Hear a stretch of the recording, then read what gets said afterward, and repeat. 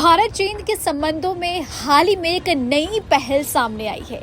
आपको बता दें कि भारत चीन संबंधों में गलवान घाटी की घटना के बाद काफी तनाव बढ़ गया था और चीन लगातार गलवान घाटी में अपनी सेना तैनात किए हुए था।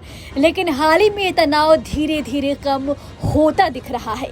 चीन ने अब गलवान घाटी समेत पूर्वी लद्दाख के 4 स्थानों पर अपने सैनिकों को पीछे हटाने का निर्णय ले लिया है और भारत के आगे चीन ने अपने घुटने टेक दिए हैं।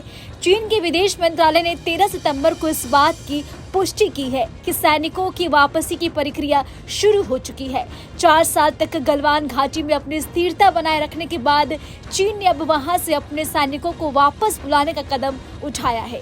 इस बदलाव के पीछे भारतीय राष्ट्रीय सुरक्षा सलाहकार अजीत डोभाल की भूमिका महत्वपूर्ण बताई जा रही है। उनके सक्रिय कूटनीतिक पहल और संवाद ने इस गतिरोध को सुलझाने में योगदान दिया है। 12 सितंबर को चीन के विदेश मंत्री वांग यी ने सेंट पीटर्सबर्ग में भारतीय राष्ट्रीय सुरक्षा सलाहकार अजीत डोभाल से मुलाकात की। चीन के विदेश मंत्रालय ने इस बैठक की पुष्टि की और कहा कि दोनों पक्षों ने सीमा मुद्दों पर हाल ही में प्रगति पर चर्चा की।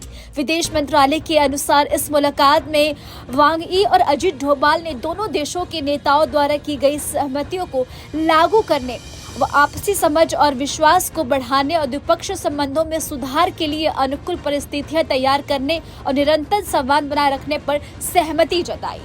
आपको बता दें 12 सितंबर को चीन के विदेश मंत्री वांग यी ने सेंट पीटर्सबर्ग में भारतीय राष्ट्रीय सुरक्षा सलाहकार अजीत डोभाल से मुलाकात की। चीन ने विदेश मंत्रालय से इस बैठक की पुष्टि करते हुए बताया कि दोनों नेताओं ने सीमा मुद्दों पर हाल की प्रगति पर चर्चा की। मंत्रालय के बयान के अनुसार इस बैठक में वांग यी और अजीत डोभाल ने दोनों देशों के नेताओं द्वारा दी गई सहमतियों को लागू करने और आपसी समझ और विश्वास को बढ़ावा देने और द्विपक्षीय संबंधों को सुधारने के लिए अनुकूल परिस्थितियां उत्पन्न करने और निरंतर संवाद बनाए रखने पर सहमति व्यक्त की।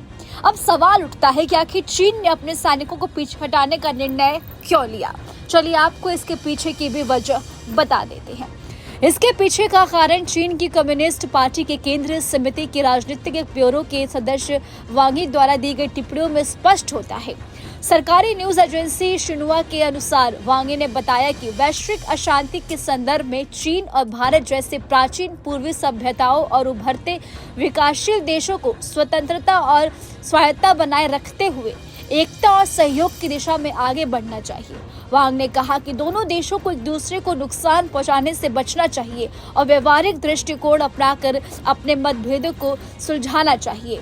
उन्होंने आशा जताई कि चीन और भारत मिलकर काम करने का एक उचित तरीका खोजेंगे और दोनों देशों के संबंधों को स्वस्थ, स्थिर और सतत विकास की ओर वापस ले जाएंगे। चीन ने अपने सैनिकों को पीछे हटाने का निर्णय क्यों लिया? इसके पीछे की वजह चीन की कम्युनिस्ट पार्टी की दोनों देशों को एक दूसरे को नुकसान पहुंचाने से बचना चाहिए और व्यवहारिक दृष्टिकोण अपनाकर अपने मतभेदों का समाधान करना चाहिए।